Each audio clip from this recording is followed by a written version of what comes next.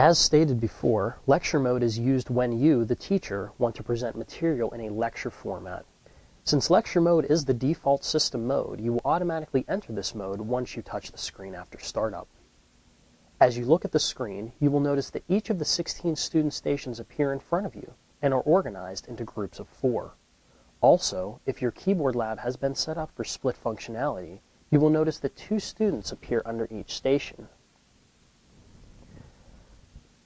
If your lab has been set up for the split feature but you do not see 2 students on your display, select the Global tab at the bottom of your touchscreen and make sure the Display Split button is selected. Navigate back to the Play tab once you have made these changes for them to take effect. The most basic function of lecture mode is presenting material to your students.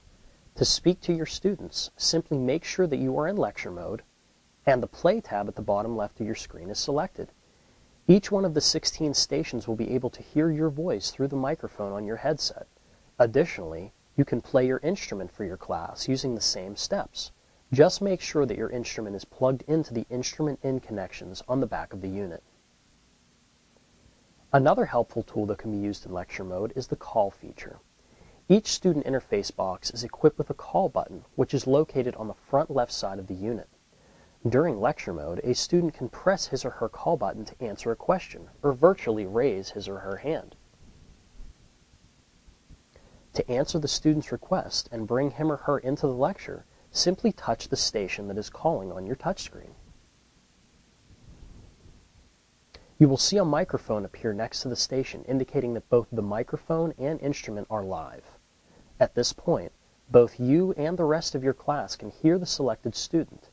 If you want to deactivate this function at any time, simply touch the station again with the microphone, and it will disappear. This function can also be used if you wish to bring a student into your lecture to share his or her work with their classmates. In lecture mode, you can also customize your classroom using the Setup tab at the bottom of the screen.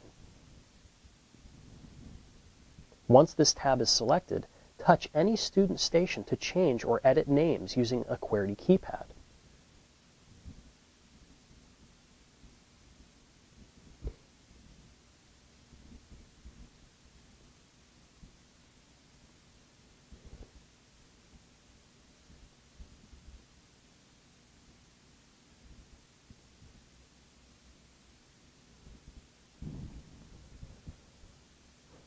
Also, note that you may choose Omit from Lecture on this screen to keep a student who may be catching up on work out of your current lecture.